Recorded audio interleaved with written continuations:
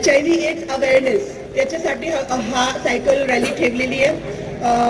Health department आणि IMA सोबत मिळून याचं नियोजन केलं, त्याच्यासाठी त्यांना शुभेच्छा. आणि आज आम्ही सगळे याच्यात तुम्ही सगळे याच्यात पार्टिसिपेशन केलं, त्याच्यासाठी तुम्हाला पण खूप खूप शुभेच्छा. आणि फक्त आज काही बोलण्याचं मोटिवेशन करण्याचं काही पॉईंट नाही आहे.